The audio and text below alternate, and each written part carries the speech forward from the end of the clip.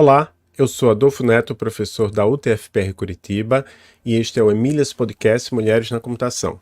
Hoje estamos aqui com a professora Mirela Moro, professora lá do Departamento de Computação da Universidade Federal de Minas Gerais, UFMG, é bolsista de produtividade em pesquisa do CNPq, nível 2, é doutora, mestre e bacharel em ciência da computação.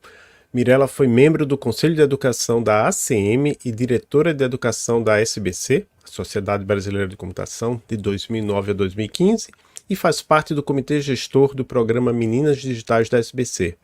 Os seus interesses de pesquisa incluem investigação baseada em dados, análise social, diversidade de gênero e educação em ciências da computação. É também uma defensora do aumento da participação das mulheres na computação. Quem vai entrevistá-la comigo é a professora Maria Cláudia Emer, que é coordenadora do programa de extensão Emílias Armação em Bits, além de ser professora aqui da UTFPR Curitiba. Tudo bem, Maria Cláudia? Tudo bem, Adolfo? Muito feliz hoje com a nossa convidada. Seja bem-vinda ao Emílias Podcast, Mirela, e obrigada por ter aceito o nosso convite. Tudo bem com você? Tudo bem, muito obrigada. Eu que agradeço o convite do Emílias, né? Esse projeto parceiro do programa Meninas Digitais, que é assim rico em atividades, em inspirações, e o podcast aí é mais uma ação de sucesso, né? E eu estou muito feliz de participar dele também. Legal, então vamos começar falando sobre o seu trabalho principal, digamos assim, que eu acho que abarca todo o restante. Você é professora lá no Departamento de Ciência da Computação, o DCC, da UFMG, onde leciona nos cursos de graduação, mestrado e doutorado. E o DCC, eu fiquei sabendo hoje, né, tem 4 cursos de graduação, a gente aqui tem 2, já dá bastante trabalho, imagina 4. Ciência da computação, sistemas de informação, ciência de dados e matemática computacional. Além de ter mestrado e doutorado em ciência da computação com nota máxima, 7 na CAPES. Então, sem que você passe 3 horas aqui falando sobre tudo que você provavelmente faz, você pode nos contar um pouco sobre as suas atividades no DCC? Então, o DCC é realmente um departamento que cuida de 4 cursos de graduação, sendo que o único que é só do DCC mesmo é o Ciência da Computação, né? Matemática computacional é o departamento, junto com o departamento de matemática, o de sistemas de informação é junto com o pessoal da administração, o de matemática, o de ciência de dados é junto com o pessoal da estatística, né? Então, mas mesmo assim dá trabalho, são 4 cursos de graduação. A primeira turma de ciência de dados entrou nesse semestre, né? Então é um curso novo, né? Semestre passado, desculpa, 2024-1, e então são 4 cursos de graduação que eles têm perfis diferentes, mas ao mesmo tempo são todos computação, então tem um núcleo que é comum a todos eles, né? Que daí a gente se divide, né, nas aulas para esses 4 cursos. Tem também a pós-graduação, né, com mestrado, doutorado. Tem mais toda a parte de extensão, tem cursos de especialização. Então, o departamento é realmente muito, como vou dizer, muito ocupado. Então, assim, a gente, como corpo docente, a gente tem muitas atividades, né, para dar conta de todos esses cursos, mas a gente também tem um corpo discente que é muito bom, né? Então, os estudantes são muito bons, tanto da graduação quanto da pós, e é um trabalho de tempo integral, assim, não tem como ser de outro jeito. E as minhas atividades são principalmente na graduação e na pós, e na extensão, né, com muita atividade relacionada com dados, né? Então, tem as disciplinas de banco de dados que estão comigo, e quando não tem as disciplinas, eu faço outras atividades também em cima dos dados, né? Então, a vida aí, para mim, é bem orientada aos dados, muitos dados. Em resumo, é isso. Resumão. Tu pediu para eu não falar 3 horas. Uma brincadeira que é um departamento tão grande que tem 2 alagoanos desse departamento. Eu descobri essa semana que Sério? é, é o professor Guilherme Maia e o professor Heitor Soares, não, Heitor Heitor. Ramos. Dois alagoanos num só departamento. Fora de Alagoas, realmente é muita coisa. Alagoas é um dos menores estados do Brasil, né? Mas Essa riqueza é muito interessante no DCC, porque tem eu que sou gaúcha, né? Aí tem o professor Marcos André Gonçalves, que é do Ceará, tem outros professores também que são de estados diferentes do Nordeste. Então, assim, tem o pessoal do Rio de Janeiro, então, assim, vai agregando, né? Então, assim, eu acho que a localização geográfica facilita também, né? Porque Belo Horizonte fica bem no meio, então é fácil de a gente ir para Belo Horizonte e voltar para suas cidades, né? Visitar a família e afins, né? Então, é um departamento bem interessante de se trabalhar. Muito bem. Bem, e aí você atualmente coordena o programa Meninas Digitais e faz parte também do seu comitê gestor. Você pode nos contar um pouco a respeito do Meninas Digitais e o seu envolvimento nele, como começou, como é hoje? Então, o programa Meninas Digitais, ele é um programa da SBC para agregar os projetos parceiros, né? Então, em algum momento, durante um evento, né, durante o WIT, Women in Information Technology, que é um evento do Congresso da SBC, a gente se deu conta que existiam vários projetos surgindo nas universidades justamente sobre essa temática de diversidade. E acontece que a SBC ia ser complexo apoiar cada projeto individualmente, né? Então, resolveu-se fazer o programa, né, e que esse programa, então, agregasse a discussão de diversidade de gênero na computação. Então, o programa agregou, então, o evento, né, o IT, né, que é organizado anualmente junto ao Congresso da SBC, e ficou aí também como interface, né, para várias iniciativas no Brasil inteiro sobre diversidade de gênero. Então, a gente tem os projetos parceiros, né? O Emílias é um dos nossos projetos parceiros. Então, a gente tem os projetos parceiros e a gente faz atividades durante todo o ano. E como comitê gestor, a gente coordena assim, de forma voluntária, né? E com muita competência, a gente coordena as duas frentes de trabalho. Então, a gente tem a frente do evento, né, tem que organizar, né, anualmente, e a gente tem essa frente de, ok, vamos então, né, ver atividades junto dos projetos parceiros, ajudar na divulgação dos projetos e dessas atividades. Então, a gente faz todo esse trabalho de integração mesmo, né? Então, uma das atividades, por exemplo, que a gente faz são os encontros regionais. Então, a gente pega os projetos da região sul e define lá, ó, tal dia, tal hora, os projetos da região sul. E aí chama para uma conversa, né, para uma reunião. E essa reunião é para a gente trocar experiências, né? No fim, acaba que é troca de experiências, troca de contatos, troca de dicas, né, e de material. Então, a gente tem várias atividades assim que a gente faz como comitê gestor para ajudar. É muito na questão de ajudar, né, de prestar auxílio. Tem vários projetos, todo ano tem projeto novo surgindo, tem projeto novo sendo proposto, né, e vindo para parceria junto com a gente.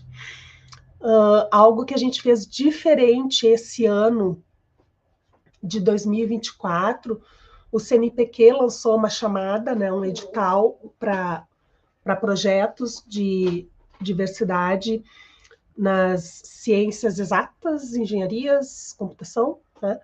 Então, o PMD, como comitê gestor, a gente conversou com a presidente, né, da SBC, com a Thaís, e aí a gente fez, então, uma carta oficial de apoio da SBC para que as pessoas coordenadoras ou as integrantes, pessoas integrantes das equipes dos nossos projetos parceiros submetessem, né, uma proposta de projeto para o CNPq e que fosse ali a cartinha dizendo que o programa Meninos Digitais, a SBC, apoiam essa submissão.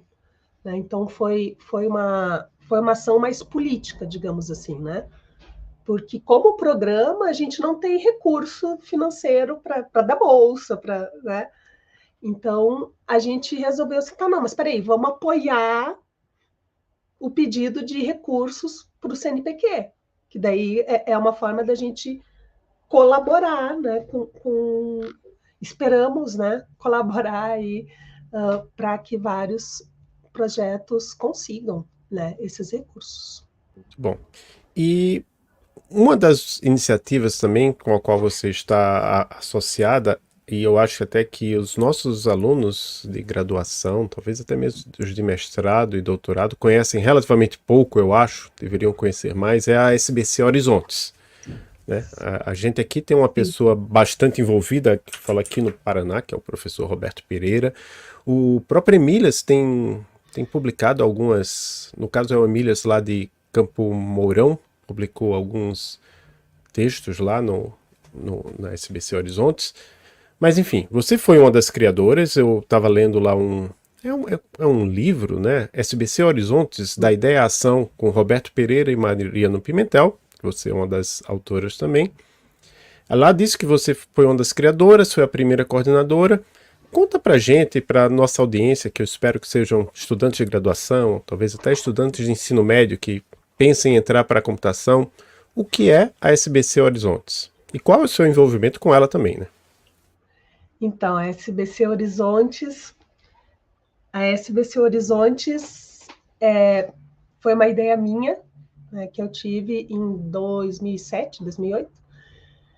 E na época eu integrava a comissão de educação da SBC. Tá? Eu era uma das integrantes da comissão. A comissão acho que tinha 6 ou 8 pessoas. Eu era uma dessas pessoas e numa reunião assim discutindo, eu tinha me dado conta que a SBC não tinha uma iniciativa que fosse específica para estudantes de graduação, né? Não tinha uma publicação que fosse específica para estudantes, que o público leitor fosse estudantes. Então, tinha a REI, que já existia, né, que é a revista de iniciação científica, mas aí era publicação científica, não era publicação sobre carreira.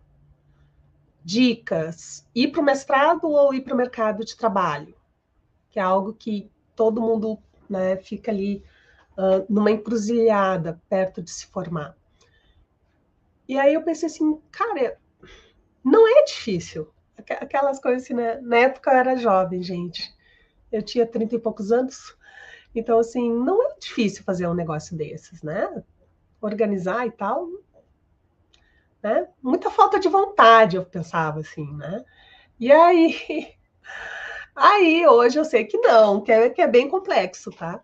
Mas, então, eu fiz a proposta da revista, me inspirei nas revistas que existiam na época, existem até hoje, né, da ACM e da I3E, que são outras grandes sociedades também. E aí, assim, bora fazer no formato eletrônico, porque daí não tem custo, né, para imprimir, para distribuir. Bora fazer no formato eletrônico, né? Então eu defini o formato, defini as colunas. Aí chamei um tanto de gente para trocar ideias, né? E convidei as pessoas para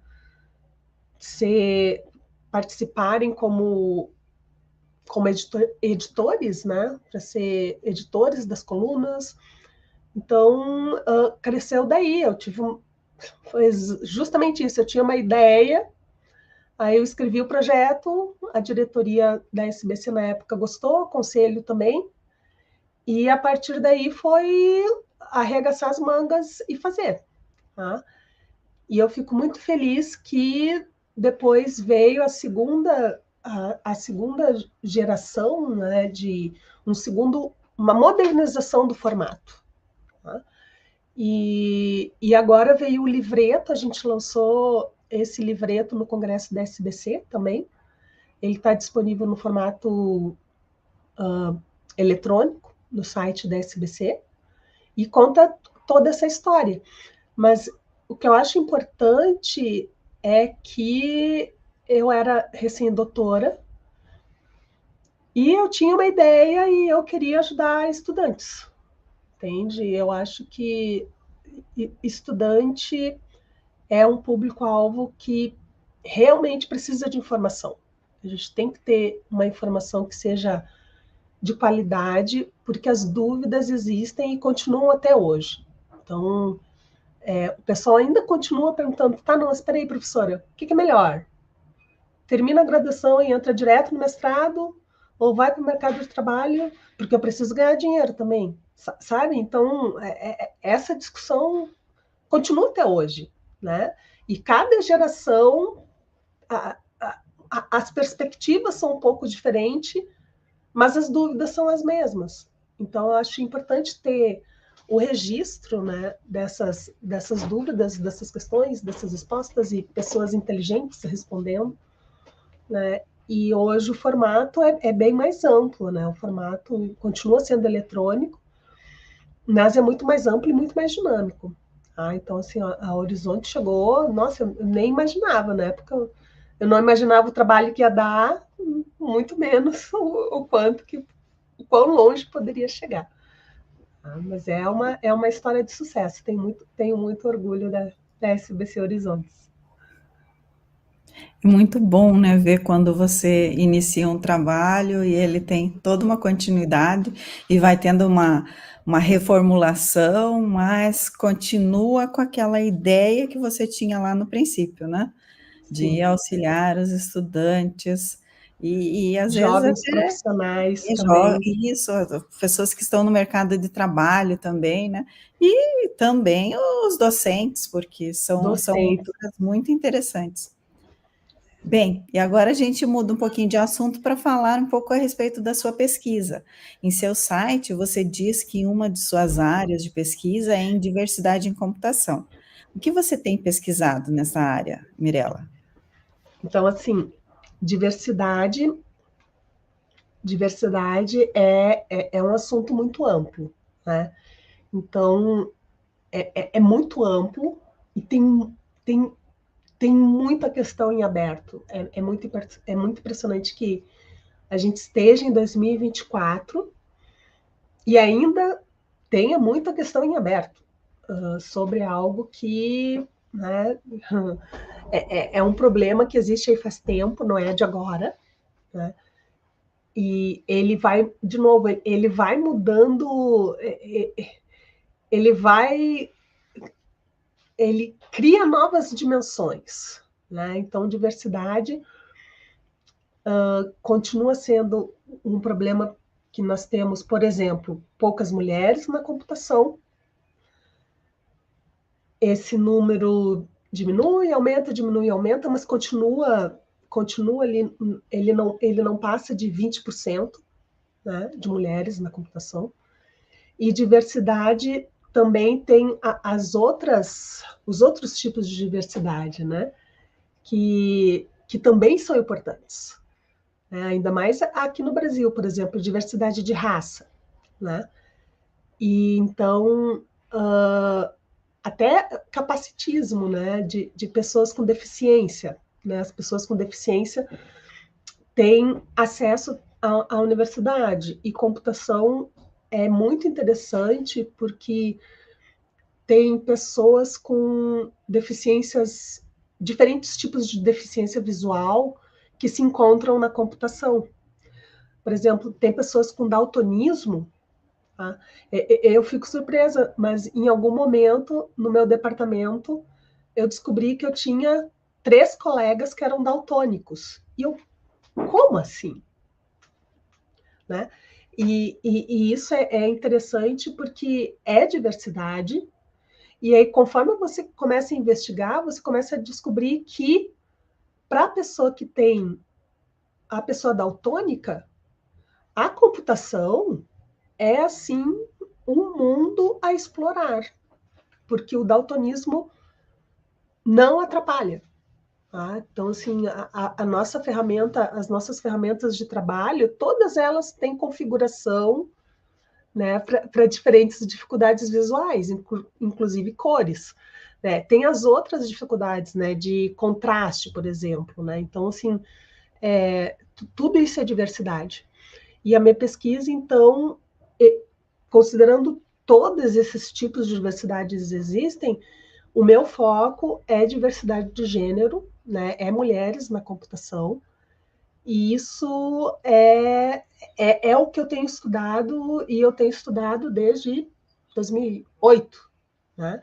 Então, praticamente desde que eu terminei o doutorado. E quanto mais eu estudo, mais eu descubro informações diferentes, técnicas diferentes, atitudes diferentes que podem ser, né, podem realmente fazer a diferença na computação. E eu gosto muito de uma pesquisa que eu fiz, que eu publiquei no Educomp, né, do Simpósio Brasileiro de Educação e Computação, em 2022, que era, eu fazia a pergunta, né, falta de diversidade, né, um artigo em inglês, Lack of Diversity. Então, eu fazia falta de diversidade, 2 pontos. Você é parte do problema ou da solução?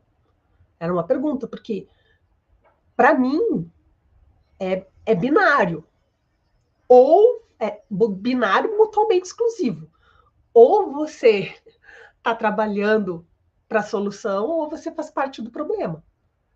Então, assim, eu tenho essa posição que ela é um pouco radical, mas quando você começa a refletir no assunto, você vê que ou você está fazendo algo a favor da diversidade, para que tenha mais diversidade, para que a diversidade que existe e que tem que aumentar, que a diversidade que existe, ela seja bem-vinda, ela se sinta bem-vinda na sua sala de aula, né? E essa minha pesquisa era com colegas docentes, tá? Como que colegas docentes debatem diversidade nas suas aulas, consideram diversidade nas suas aulas. Porque computação ela é muito ampla. E em alguns aspectos, vários aspectos, na verdade, diversidade faz diferença. Né? Então as pessoas falam assim, mas homem e mulher, no fim é tudo igual, né? Tudo igual, o cérebro é tudo igual, né? A capacidade mental das pessoas é tudo igual, não interessa se é homem ou se é mulher. Eu disse, não, realmente, a capacidade mental, beleza, a gente vai ter homens inteligentes e homens não tão inteligentes, mulheres inteligentes, mulheres não... Beleza. Só que comportamento é diferente. Então, a maneira de usar computação é diferente, a maneira de usar o software, de usar o aplicativo é diferente. Tá? E por aí vai. Então, essa diferença, essa diversidade, a gente coloca ou não nas nossas aulas, e depois os nossos estudantes, quando eles estiverem no mercado de trabalho, eles vão colocar ou não nos produtos que desenvolvem. Então, assim, é pesquisa, mas é muito de consciência, de olha só, entendeu? Então, assim, e eu consigo pensar, aí as pessoas... É muito engraçado, porque nesse artigo eu apliquei um questionário com vários colegas, convidei vários colegas para responder, e a pergunta era essa, como que você lida com diversidade na sua disciplina? E aí é muito fácil, por exemplo, engenharia de software. Né? Aí o pessoal de engenharia de software, o pessoal de sistemas de formação, não, porque daí quando projeta, faz o projeto, quando faz isso, quando... Mas aí o pessoal de redes de computadores, a rede tanto faz. Né? O pessoal de teoria da computação. Teoria é teoria, né? Então, assim, é uma discussão que é interessante e que rende muita pesquisa. Rende muita pesquisa. E a minha pesquisa... Por isso, tem muita pergunta interessante em aberto, tá? Quando a gente pensa em diversidade na computação. Isso. Assim, sem querer ficar 3 horas falando, eu estou sempre me monitorando no tempo, assim, tá? Eu não posso ficar 3 horas falando. Opa, desculpa se eu falei mais pensando no seguinte, de que a gente faz muita coisa como professor. Infelizmente, hoje a gente está numa Sim. situação que uma parcela da sociedade acha que a gente não faz nada, ou que faz pouco. E ao contrário, a gente faz um monte de coisa, né? Eu gravo os podcasts, você coordena lá o Minas Digitais, dá aula, orienta aluno. Cada aluno de mestrado e doutorado é uma reunião semanal ou quinzenal, mais participação em bancas, mais quando submete o artigo, a gente tem que revisar o artigo. É um monte de trabalho. Monte de trabalho. Então, quem estiver escutando, por favor, se alguém falar isso na sua frente, chama a gente para explicar o que é que a gente faz. Chama a gente para explicar, a gente pode até desenhar, a gente consegue desenhar, assim, um organograma, né, das atividades, ali um mapa mental das nossas atividades, e aí a pessoa assim, tá, agora faz tudo isso aí, dedicação exclusiva, né, 40 horas por semana, quero ver. Não, ninguém, é difícil, gente. Mas a gente faz também porque gosta, né, Adolfo? Então... Eu acho que esse é o problema. É que é problema. muito recompensador. É muito recompensador, no sentido de que, por exemplo, eu posso estar falando com uma pessoa como você, brilhante, como tantas outras que a gente já conversou aqui, né? E daqui a 2 semanas, eu e a Maria Cláudia, 2 semanas da data da gravação, né? Esse episódio vai ser publicado um pouco depois, mas a gente vai estar lá no Congresso Brasileiro de Software, um dos vários congressos da Sociedade Brasileira de Computação, que vai acontecer aqui em Curitiba. E eu sei que eu vou encontrar lá, face a face, vários pesquisadores brilhantes lá também. É muito bom. Né? Não, mas a gente também não pode falar isso muito, senão vão querer baixar o salário da gente. Então não... Mas a gente trabalha bastante. É recompensador. E aí, uma outra das suas linhas de pesquisa, que eu acho assim, o nome pode enganar, mas eu quero que você explique, em redes sociais acadêmicas. Então eu até brinquei aqui na hora de escrever o roteiro, o que são redes sociais acadêmicas? É um Instagram só para pesquisadores? Obviamente que não, mas o que são elas e quais são os trabalhos seus nessa linha? Então, redes sociais acadêmicas é uma pesquisa que a gente começou, faz muito tempo. Então, o que acontece? Existe a rede social que todo mundo conhece, né, que vários aí, estudantes, docentes, todo mundo usa, né? E rede social acadêmica, qual é a diferença? A diferença começa que é uma rede social profissional. Então, assim, não é uma rede tipo TikTok, tá? Então, que é entretenimento, tá? Então, tem 2 maneiras que a gente diz de formar uma rede social. Então, tem essa rede social que todo mundo sabe, que todo mundo faz, que todo mundo usa, né, com poucas exceções. Descobri que tem colegas que não usam redes sociais, tudo bem, tranquilo, respeito, admiro. Mas aí essa é a que todo mundo interage, que todo mundo conversa, que todo mundo troca, né? E aí tem rede social tipo LinkedIn, né? Que também todo mundo conversa, todo mundo troca. E tem uma outra rede social, um outro tipo de rede social, de rede complexa, que a gente extrai a partir dos dados que a gente tem. Então, o social é da conexão entre as pessoas naqueles dados. Então, rede social acadêmica, existem várias maneiras de você montar essa rede social acadêmica. Por exemplo, posso dizer que integrantes dessa rede são professores, docentes, e estão conectados docentes que trabalham no mesmo departamento. Então, vai ter a rede do Departamento de Ciência da Computação da UFMG, vai ter a rede do departamento de vocês, né, da UTFPR, ou vai ser o que conecta é a interação no mesmo programa de pós-graduação. Então, vai ter a rede lá do PPGCC, vai ter a rede lá do PPG-CA, né? E, eventualmente, essas redes diferentes, elas também vão se conectar, porque tem pessoas do meu departamento que interagem em outros programas de pós-graduação no Brasil. No programa de vocês também deve ter. Então, acaba que a gente tem essas redes que elas se conectam mesmo, não é? Elas deixam de ser redes individuais para formar um componente maior. Tá? E isso são redes acadêmicas. A relação, os nodos vão se relacionar academicamente. Aí pode ser no mesmo departamento, pode ser no mesmo programa de pós-graduação, pode ser relação orientador-orientado, né? Pode ser coautoria, e aí eu tenho um tanto de trabalho em cima de coautoria, que é 2 pessoas escreveram um artigo, publicaram esse artigo, essas 2 pessoas estão conectadas por esse artigo. E aí, em cima dessas conexões, em cima dessas redes, dá para extrair um tanto de estatística, um tanto de informação útil. Né? Dá para prever também o crescimento, né?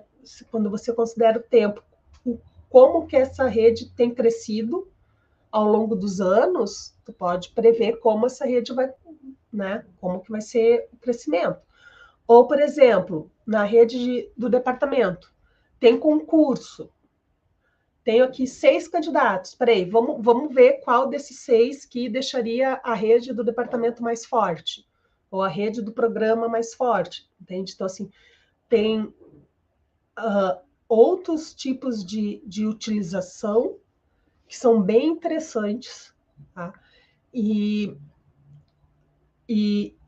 são relevantes também, né? Então, nossa, aí é um campo, assim, enorme, outro campo enorme, né? E então o social não é o social de ir para o bar tomar uma cervejinha, é o social de ter alguma relação profissional, né, definida nos dados disponíveis. Tudo volta, aí eu digo, tudo volta para os dados. A minha área é banco de dados, então tudo eu sempre acabo voltando para os dados. Quais são os dados que eu tenho? Como que eu organizo esses dados? E aí desenvolve um tanto de pesquisa muito interessante.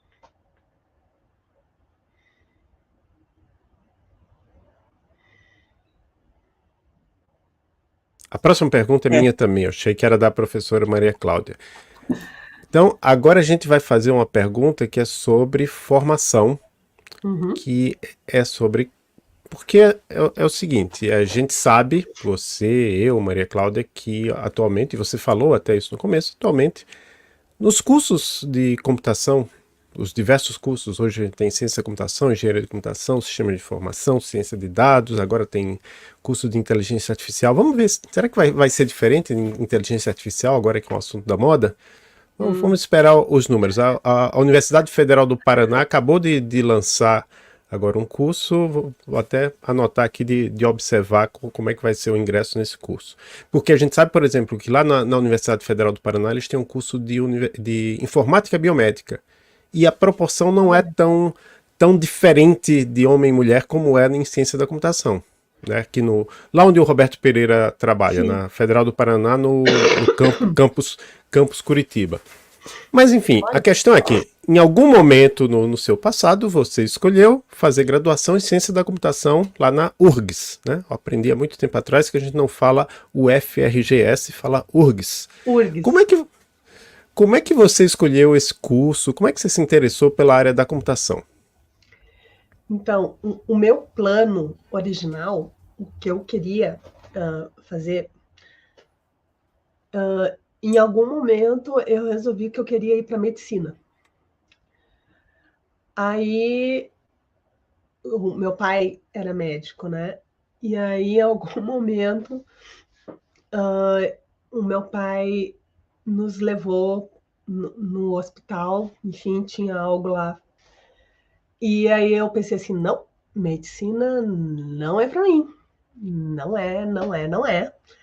E aí eu assim, tá, então vou fazer o que eu gosto, que é matemática. Né?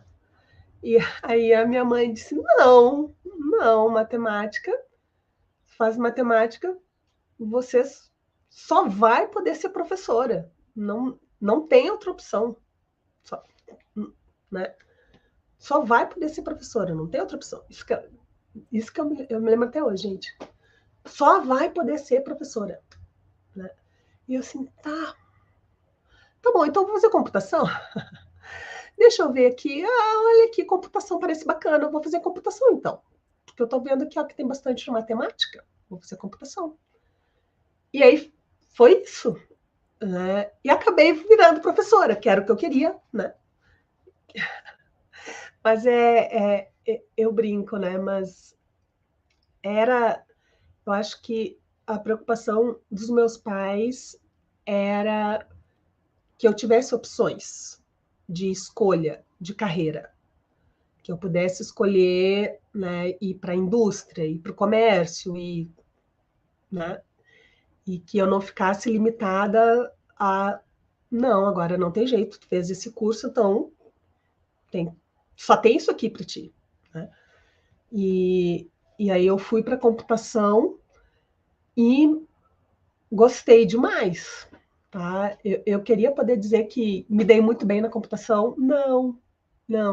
Graduação foi difícil pra caramba. Primeiro semestre na computação da URGS, olha, foi assim,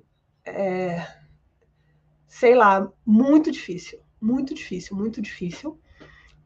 E é muito interessante porque hoje, quando eu dou as boas-vindas para calouros na universidade, eu digo, eu tenho certeza que a maioria de vocês eram os melhores alunos da turma no ensino médio.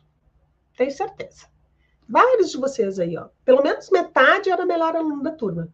Se não, do colégio, que era o meu caso. Eu era uma das melhores alunas. Chega no primeiro semestre, né, é a vida como ela é. Né? Então, o primeiro semestre foi muito difícil. E eu só pensava assim, cara, o que eu queria era entrar na URGS. Agora que eu entrei, daqui eu não saio, sabe? Tipo assim, não vou desistir. E aí foi, o primeiro semestre foi muito difícil, o segundo semestre foi um pouco melhor, e aí depois a gente pega o jeito de estudar, né? De aprender, de fazer trabalho.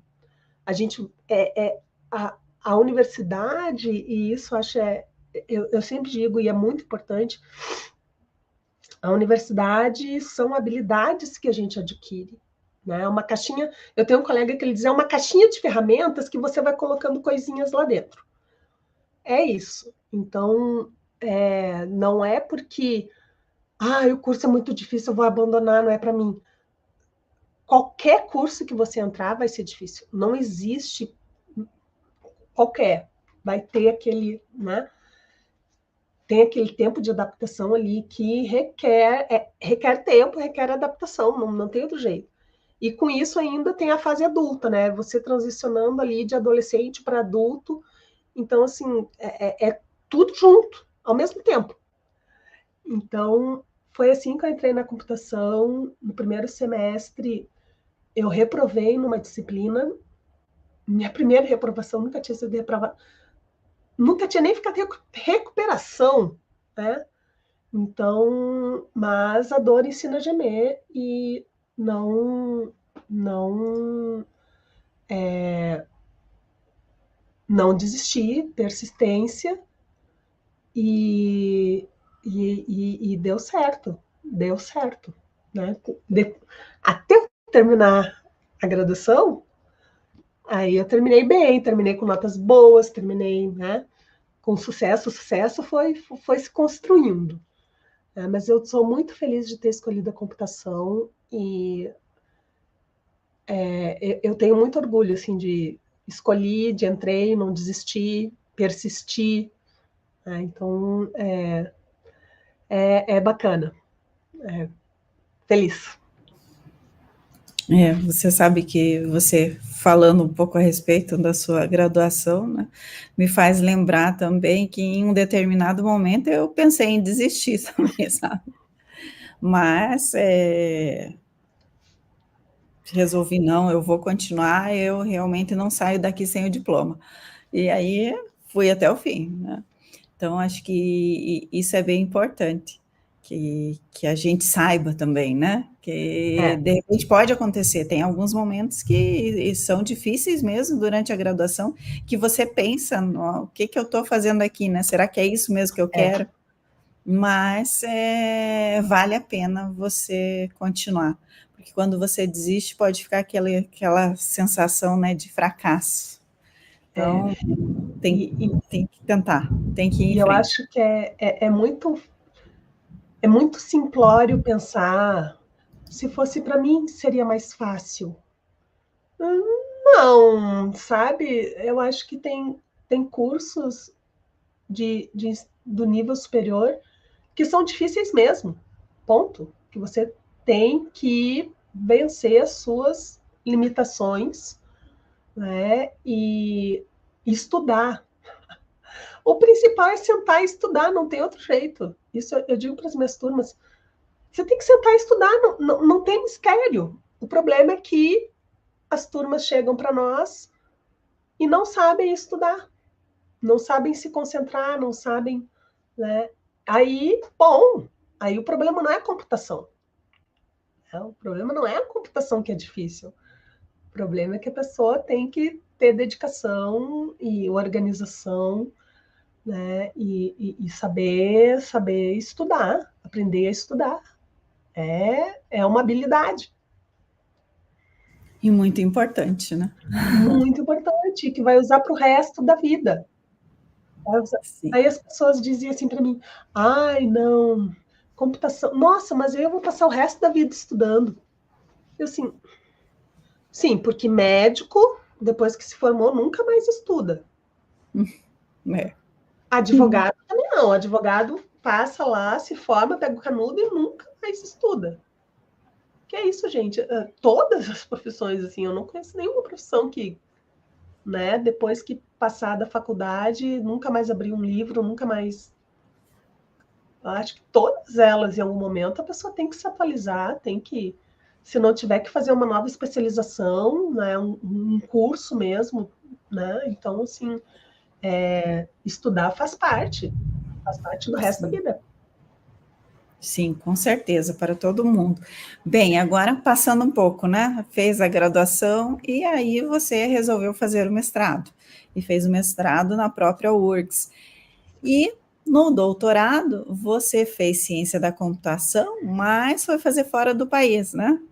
Então, Foi. você foi lá para a Universidade da Califórnia, em Riverside. Por que você decidiu seguir essa trajetória acadêmica? Então, aí é uma história mais interessante ainda, gente. Porque o que aconteceu? O meu sonho de vida era morar na Europa.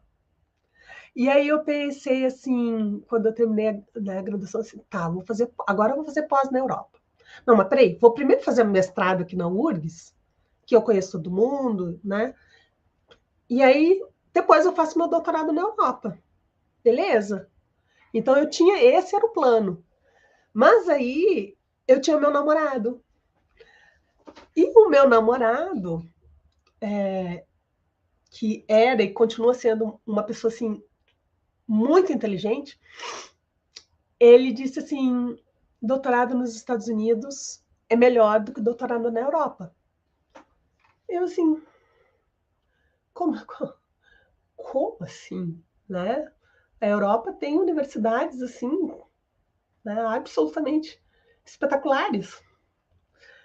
Mas aí entra o fator computação. A computação acontece nos Estados Unidos, né? Então, assim, ainda mais naquela época, né? Isso é na virada do século, né? Ali 2001. E aí muito conversamos, eu e ele. A gente era só namorado. E aí, por influência dele, eu comecei a olhar as universidades nos Estados Unidos. E realmente, o número, porque assim, não é que não tem universidade boa na Europa, tem excelentes, absolutamente excelentes. Só que daí o que acontece? O número de universidades. Nos Estados Unidos, na computação, tem muitos mais departamentos de computação nos Estados Unidos do que na Europa inteira.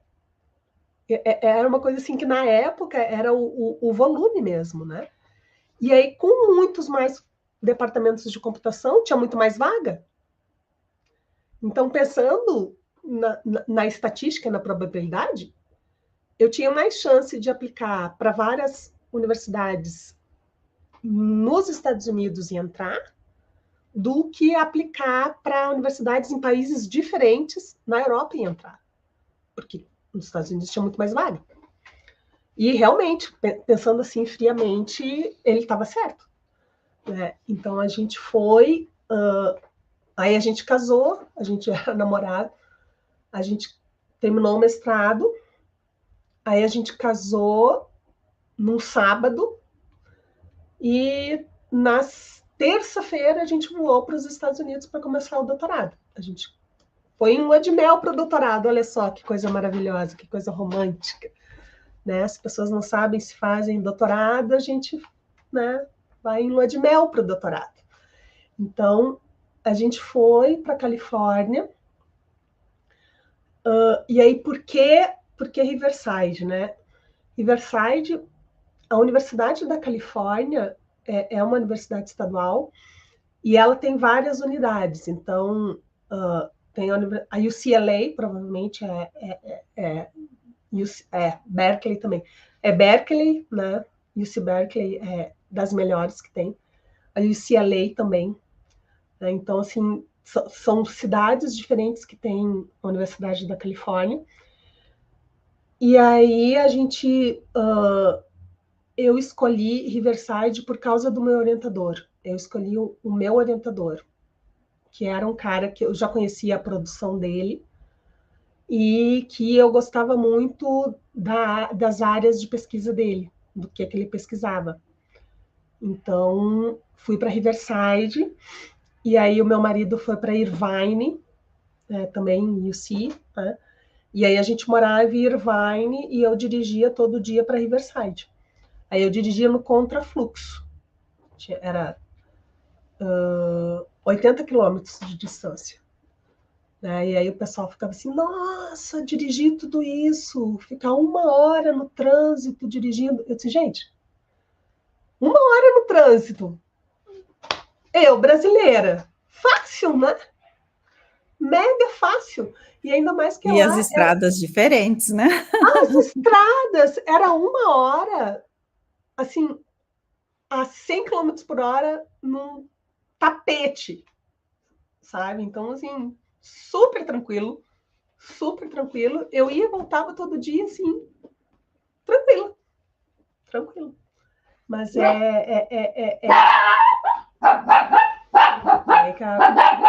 a Lua resolveu participar do podcast.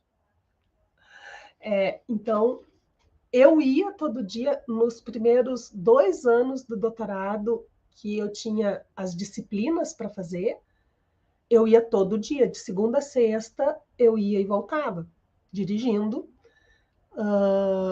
ouvindo música.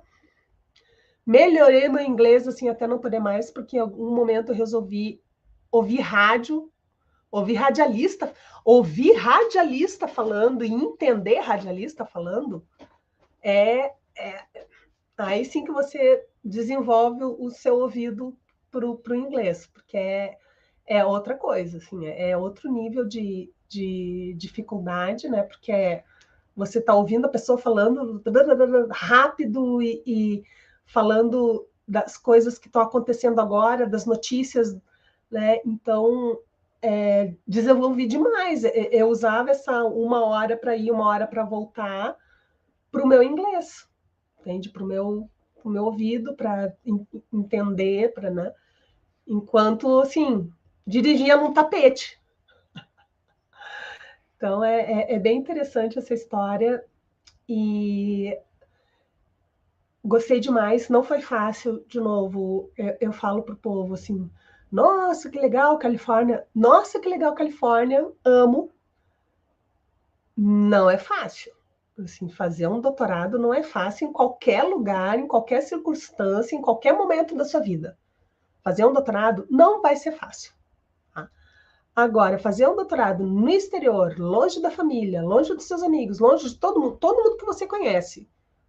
Né? Então, assim, eu tinha a sorte, né, de ter o meu marido comigo. Então, assim, foi muito bom, né, foi ótimo, mas são aprendizados, assim, é um outro tipo de aprendizado. Muito bom. Agora nós vamos para uma outra parte ainda do podcast. Ainda já é uma parte mais relacionada a desafios. E a gente sempre pergunta aqui para as nossas entrevistadas o seguinte: você enfrentou dificuldades na escola ou no trabalho que você tenha percebido ou achado que se deva ao fato de você ser mulher? Sim, tanto na escola quanto no trabalho. Sim. Tá? O problema são sempre as pessoas. Tá? O problema de ser mulher, em qualquer área, aí não é só na computação. Tá? O problema de ser mulher é que a gente é mulher no Brasil, tá? Que tem essa cultura machista, uma cultura que o homem é o chefe de família, e isso demora para mudar. Então, por mais que a gente queira e fale, e estamos em 2024, as circunstâncias políticas pelas quais o nosso país passou, né, recentemente, não ajudaram nada, né, nos botaram para trás, foi um retrocesso muito grande. O mandato do presidente anterior foi um retrocesso sociocultural muito grande para o Brasil, e especialmente para mulheres. Tá? Foi assim, a gente vai ver consequências e vai sofrer consequências disso ainda por algum tempo. Tá? Enquanto eu era estudante, era no século passado, década de 90. Então, eu fiz graduação de 95 a 99. Então, professor contar piada machista, piada imprópria para menores em sala de aula, não tinha problema nenhum, entendeu? E em várias vezes eu era a única menina dentro da sala de aula. E tinha 35, 40 meninos. Então, isso não foi fácil, tá? Só que, e isso eu sempre digo, e eu encontro meus colegas de graduação até hoje, tá? E várias vezes eu agradeço eles porque eu da parte deles, eu nunca sofri machismo. Nunca nenhum dos meus colegas de aula me tratou assim ou me tratou assado porque eu era mulher. Tá? Nenhum deles me, sabe, nenhum, nunca. E isso eu agradeço demais eles. Tá? Os professores não. Os professores, alguns professores realmente eram FDPs. Tá? E não eram todos. Alguns eram, alguns são até hoje absolutamente fantásticos. Flávio Wagner, que eu acho que muita gente conhece, que foi presidente da SBC, excelente professor, absolutamente excelente professor. Palazzo, excelente, sabe? Então, assim, tinha essa parte do corpo docente também, né? Que realmente, tanto faz se era menino ou se era menina, o importante era que aprendessem, que fizessem os trabalhos, que, né? Então, assim, mas tinha, sabe, dois grupos muito claros, né? E na URGS, no departamento, naquela época, eu acho que metade era mulher no departamento. Eu tive muita professora, muitas. A professora de estrutura de dados era mulher, a professora de computação gráfica era mulher, professora de laboratório, de arquitetura era mulher, duas mulheres, na verdade. Sabe? Então, assim, eram muitas professoras. E todo semestre eu tinha aula com mulher. Sem faltar, assim, todo semestre eu tinha professora mulher. E isso acho que, nossa senhora, é outra coisa, assim, é outro universo. Então, como aluna, eu acho que tinha bem claro, isso no Brasil. Estados Unidos já tinha as políticas de assédio na universidade. Então, assim, já tinham e elas eram praticadas à risca. Então, meu orientador de doutorado é um homem. Tá? Reunião com ele era sempre com a porta aberta. Sempre com a porta aberta. Até assuntos delicados, que às vezes tem assunto delicado que fecha a porta e conversa, a porta era aberta. Então, assim, assunto delicado, eu tive que aprender a sussurrar em inglês, que é outro desafio para quem fala inglês. Sussurrar e a pessoa que está lá ouvindo entender o que você está dizendo. Então, assim, no doutorado era outra coisa. Como professora, no meu departamento, aí, bom, é como o departamento, eu costumo dizer que é uma sociedade em si. Então, tem colegas de tudo quanto é jeito. Tá? Então, assim, tem colegas de tudo quanto é jeito. Tem machista. Eu sei quem é. E vai mudar? Não, não vai. Entende? Então, assim, a gente aprende a lidar, tá? E é algo que aí eu falo muito para as minhas alunas, tá? Que assim, é 2024. Dentro da sala de aula, dentro dos portões da universidade, não aceite. Não aceite. Reclame. Não tem coragem? Fala comigo que a gente dá um jeito. Tem que ser. Tem que ser. E então são momentos diferentes, né, da vida que eu acho que eu gosto de acreditar que é 2024, que essa geração jovem que está aí, ela é diferente. Ela não é como quando eu era jovem.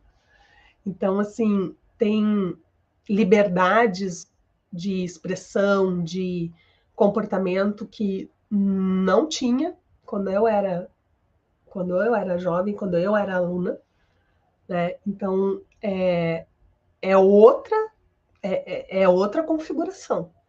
E eu acho que essa geração aceita menos qualquer tipo de discriminação. E isso eu acho muito positivo. Tá? E aceita menos e faz menos também. Né? Então, eu tenho muita esperança assim, que as próximas serão ainda, né?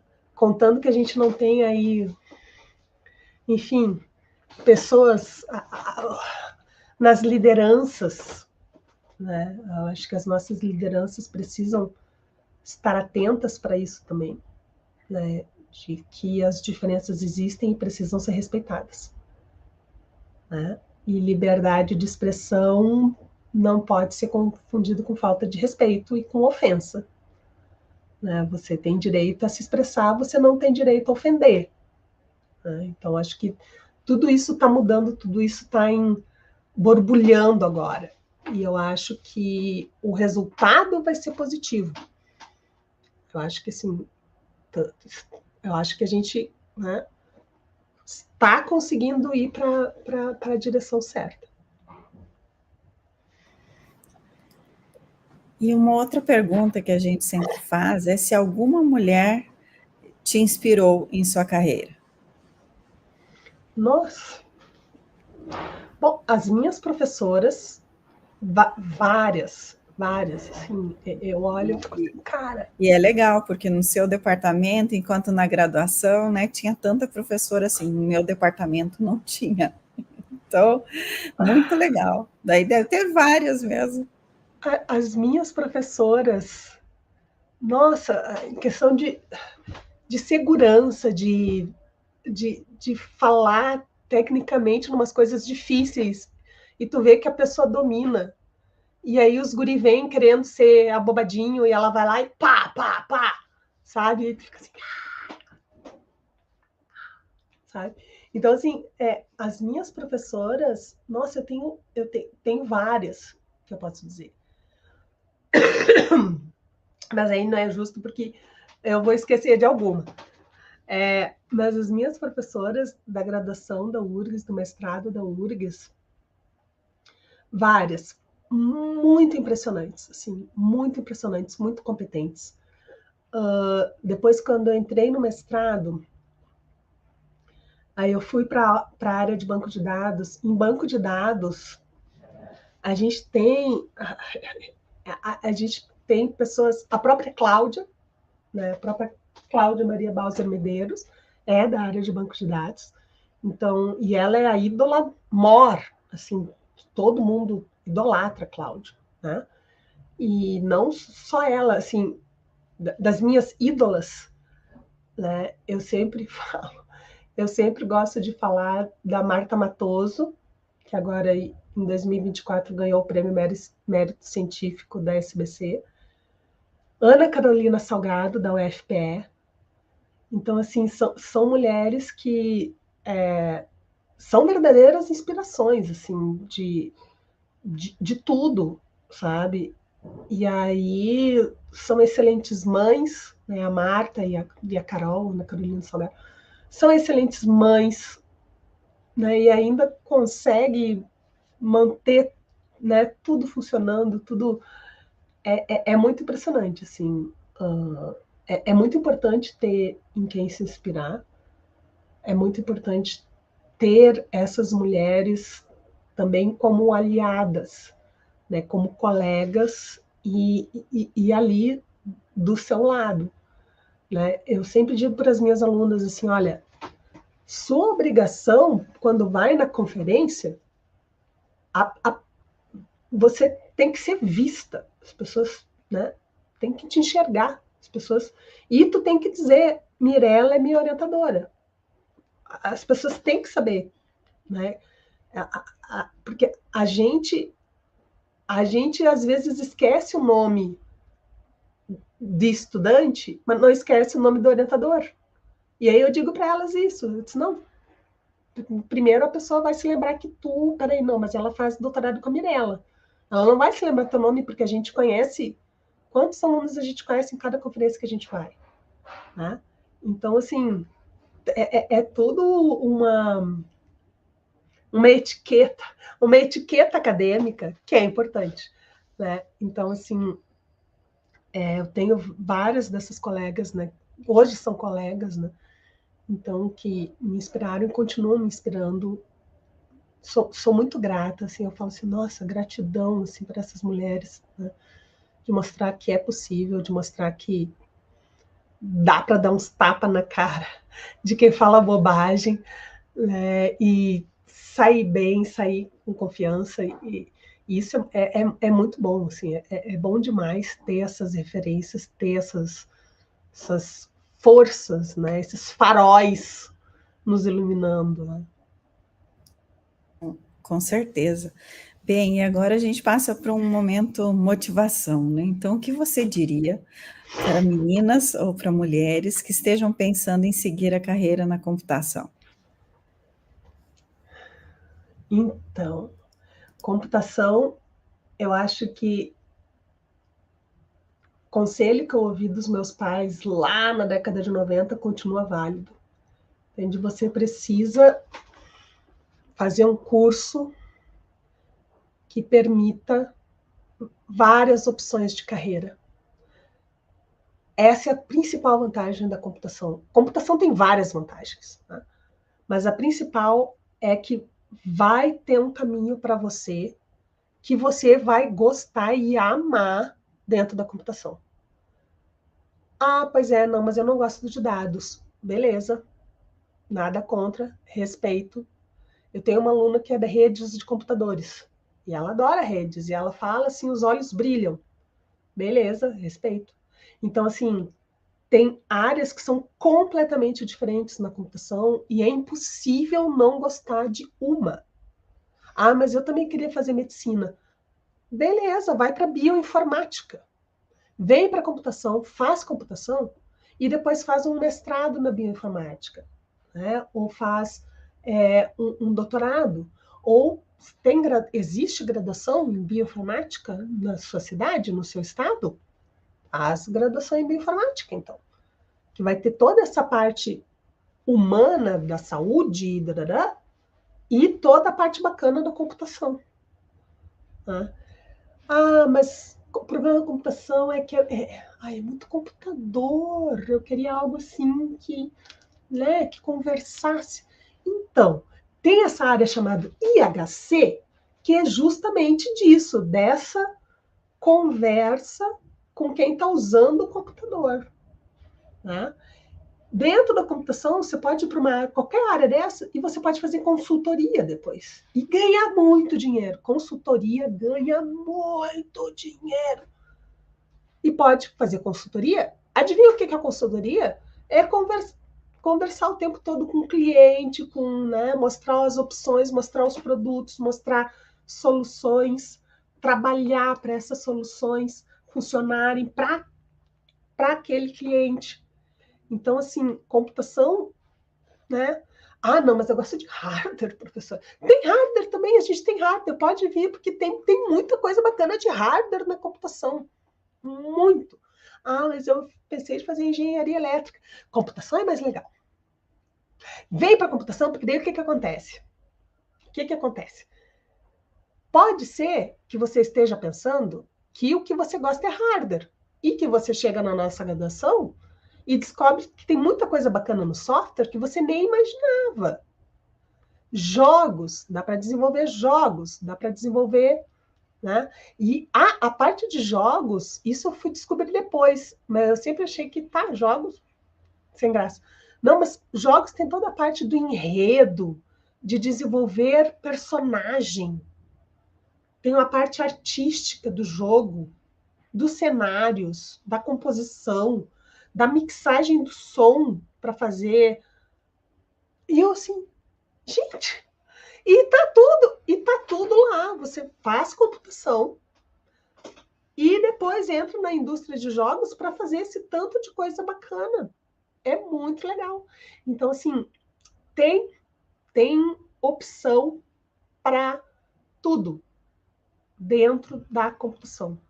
Ah, não, mas eu queria algo assim mais administração. Então, tem sistemas de informação que faz justamente essa parte do business, né, das regras do negócio, né, de entender as regras do negócio e de apoio à decisão. É sistemas de informação. Tem também dentro da computação.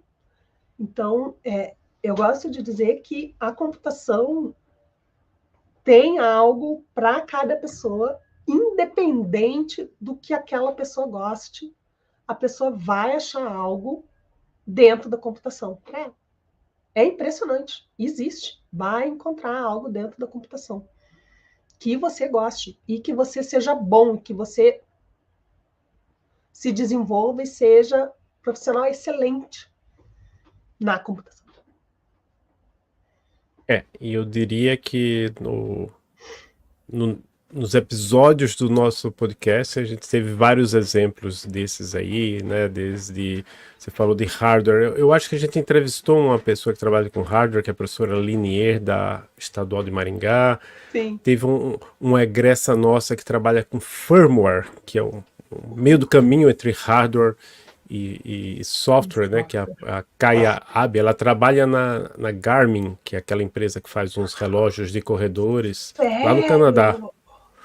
Eu também, eu tô falando no presente, ela trabalha, mas não sei, né? Sabe como é os nossos alunos, né? Às vezes já tá um ano numa empresa, já outro ano já tá... Mas a Kaya, quase todas as vezes que eu vejo, ela continua lá na Garmin. A gente entrevistou várias professoras, entrevistou uma professora que trabalha com teoria da computação, então... Legal. E o episódio mais recente, antes desse aqui, é com Cláudia Silva, que ministrou uma palestra lá no IT desse ano. E ela trabalha com gestão de pessoas. Ela contou na entrevista como é importante ela estar sempre conversando com as pessoas. Então, tem realmente várias possibilidades. Agora a gente chega num momento um pouco mais leve do nosso podcast, que é sobre... Eu chamo de momento indicações, onde a gente pergunta para a nossa entrevistada se existe algum livro, filme, série, podcast, quadrinho, qualquer coisa que seja da área, que não seja da área, que você queira indicar para as nossas e nossos ouvintes. E eu vou começar, enquanto você pensa, eu vou começar indicando 2 textos que saíram na SBC Horizontes. Um deles, eu gostei tanto que a gente resolveu fazer um episódio com a pessoa entrevistada, um episódio de outro podcast da Rede Emílias, que é o Fronteiras da Engenharia de Software, que o texto é Pesquisadoras Brasileiras, a trajetória de Cecília Mary Fischer Rubira na Engenharia de Software. A Cecília, ela é professora da Unicamp já há bastante tempo e vai sair... acho que quando sair esse episódio... tenho certeza. Quando sair esse episódio aqui, já vai ter saído lá no Fronteiras da Engenharia de Software. E eu vi que saiu um outro hoje, que é a trajetória de Ellen de Matos Senefonte na inteligência artificial. Então esse eu não li ainda, mas como os dois são feitos pela Raquel de Oliveira, que é a aluna da UTFPR em Campo Mourão, e foram revisados pela professora Alane Marie de Lima, que foi entrevistada aqui pelo podcast 2 vezes e agora é nossa colega, professora, terminou o doutorado, é professora, e pelo professor Marco Aurélio Gracioto Silva, então deve ser um bom texto também. Mas enfim, Mirela, o momento é seu para dar as indicações. Eu tenho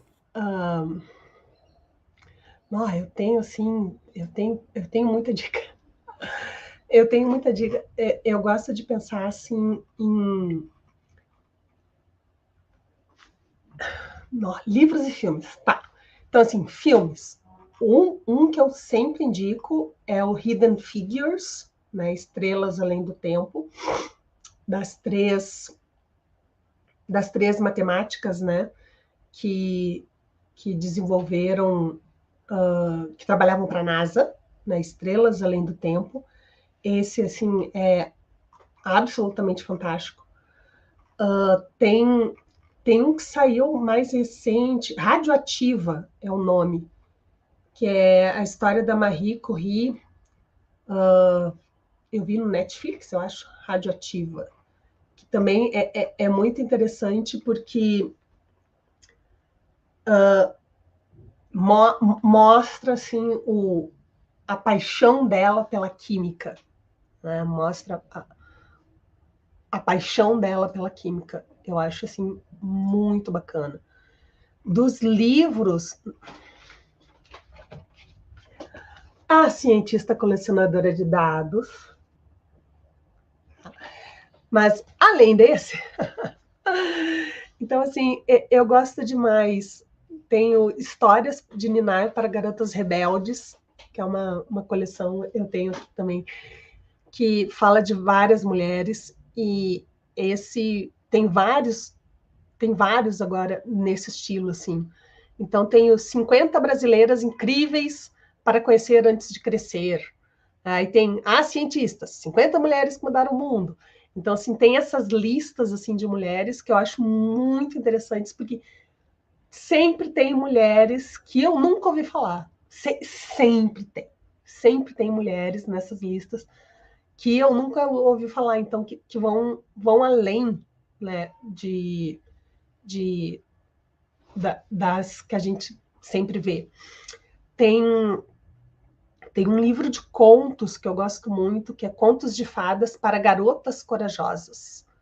Contos de Fadas para Garotas Corajosas. Gosto demais desse livro. Então, assim, tem muita coisa.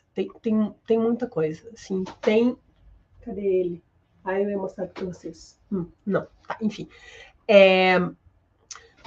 De livro científico, a minha grande paixão é esse aqui. The Female Brain. Eu já perdi a conta de para quantas pessoas eu indiquei esse livro. Esse livro, assim, ele é fantástico. Fantástico, assim, num tanto de perspectiva, que aí ele explica um tanto de coisa explica cientificamente um tanto de coisa que acontece no cérebro da mulher.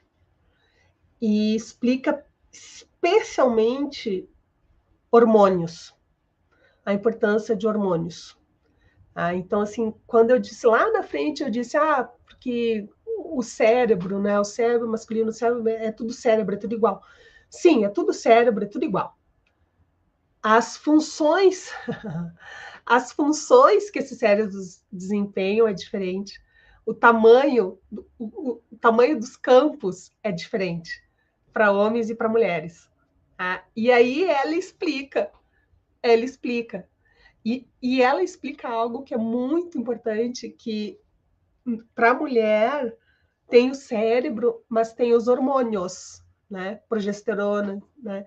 Então, assim, enquanto para o homem só tem testosterona, para a mulher tem mais, assim, 50, que interagem ali e que mudam o nosso comportamento, afetam o nosso comportamento.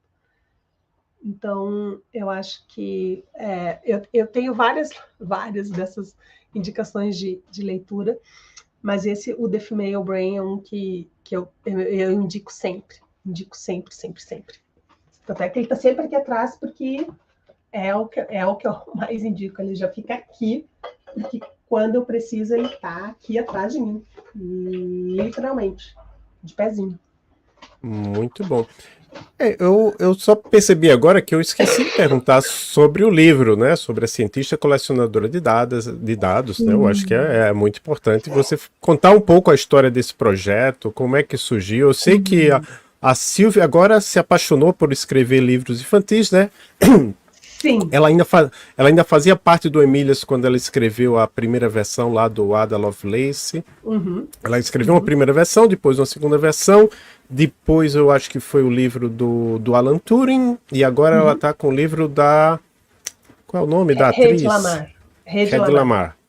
Isso. Né? Então, mas e esse aí? Ela está como coautora, mas tem a Leteia, que a gente... Acho que a gente já entrevistou aqui a Leteia, né? Entrevistou, porque o nome dela aqui tá o nome completo, mas a gente entrevistou ela como a Leteia Araújo, Luciana Salgado, você e a Silvia. Então, a Leteia, Luciana e eu, nós somos atualmente as 3 coordenadoras do programa Meninas Digitais, e a Silvia veio falar com a gente, da gente ter uma série de livros Meninas Digitais. E aí a gente conversou, né? Eu disse, beleza, vamos. E aí veio essa ideia de ser, então, uma série, em princípio, com a maior referência que a gente tem assim, dentro da SBC, né, de mulher na computação. Então, a gente entrevistou a Cláudia e, a partir dessa entrevista, a gente escreveu o livro. O livro conta muito da infância dela, muito da juventude, né? Então, é para ser uma história de inspiração, né, para outras crianças, para outras jovens, de que é possível, né? É possível vir para a computação, né? E aqui, especialmente para a área de dados, né? De banco de dados. Então, a Cláudia fala muito bacana. Ela conta que quando ela está sempre pensando em quais dados aquela pessoa ali trabalha, com quais dados, né? Tá aquela pessoa ali com... Então, assim, tem várias anedotas, assim, vai contando casos, né, da Cláudia com os dados e os dados das pessoas e a interação com outras pessoas, né? E o livro, ele é muito lindo. Estou procurando aqui uma imagem para você. Ele é ilustrado e as ilustrações, elas são muito lindas, elas são muito são coloridas e são, né, elas são... É um livro assim muito bacana. Então, a história é inspiradora, as ilustrações são criativas, são bonitas também. E agora a ideia, a gente já está discutindo quem vai ser assunto do próximo número dessa série. Então, aguardem aí que vem novidades do programa Meninas Digitais aí para todo mundo.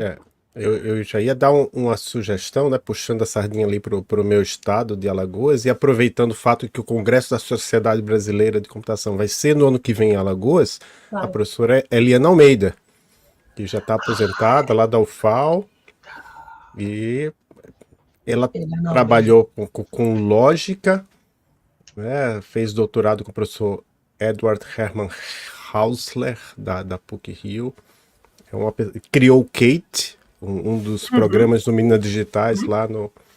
Eu não sei se a ideia de vocês vai ser fazer só um ou fazer vários ao mesmo tempo, mas só soltei a sugestão. Não, a sugestão é boa. Não, e ela vai estar lá, já dá para fazer a sessão de autógrafos, né? Já casa tudo.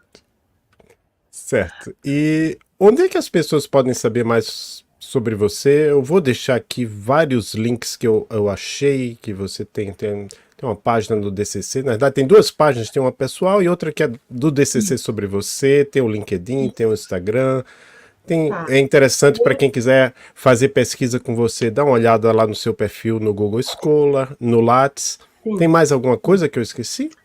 Sim, eu gosto muito, eu agreguei todos esses links no Linktree. Então, Linktree eu coloquei ali no chat.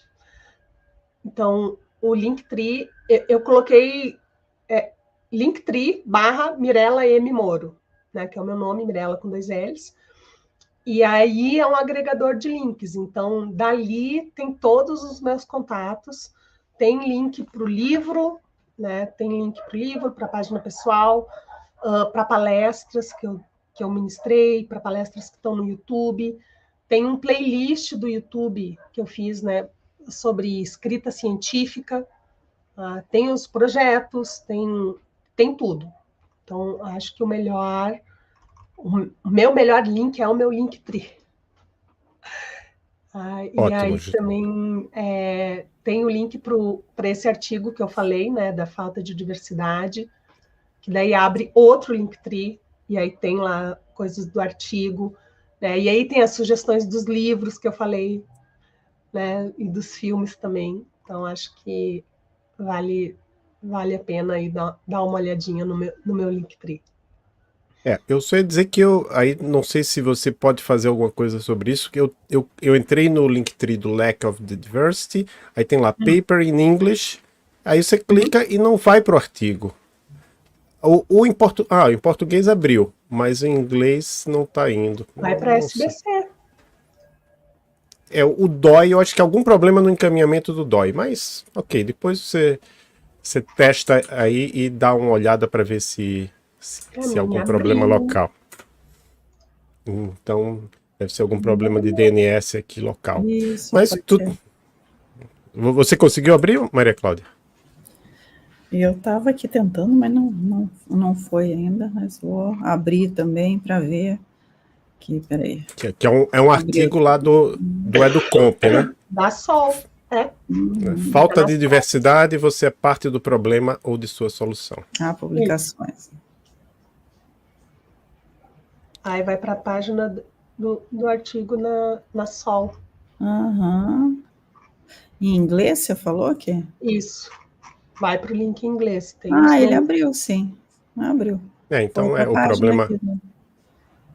Mas está ótimo. Tá. Aí, Maria Cláudia, eu acho que a última pergunta é sua. Sim, na verdade não é uma pergunta, né? Nós estamos aqui chegando ao fim. Chegamos ao fim do nosso episódio, Mirela, muito bom estar aqui com você, né? A gente foi conversando para tentar achar uma agenda que desse certo.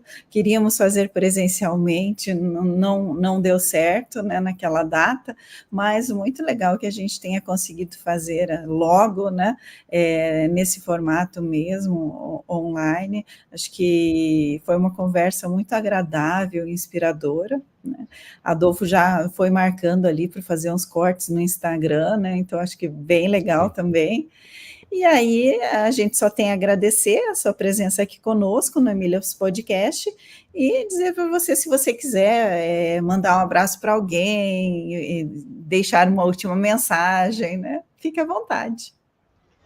Muito obrigada, Adolfo, Maria Cláudia, pelo convite. É um prazer, de novo, é um prazer, né, muito grande estar aqui conversando. E a mensagem é que eu acho que persistência está faltando. Persistência, tá? Eu gosto sempre de dizer para as minhas turmas que, olha, aprender a ter persistência também faz parte da educação. Não desistir. Às vezes tem que respirar um pouco, descansar um pouco e bora lá de novo. Tá? Persistência, eu acho que é importante. E a computação é um campo assim que está sempre crescendo, está sempre expandindo, está sempre, né, surgindo, áreas novas surgem. Então, serão aí todos... A computação está de braços abertos aí para todo mundo que quiser vir para a área. Muito obrigada. Muito obrigado, Mirela. Obrigado a todos e a todas que nos escutaram até agora e até o próximo episódio do Emílias Podcast Mulheres na Computação.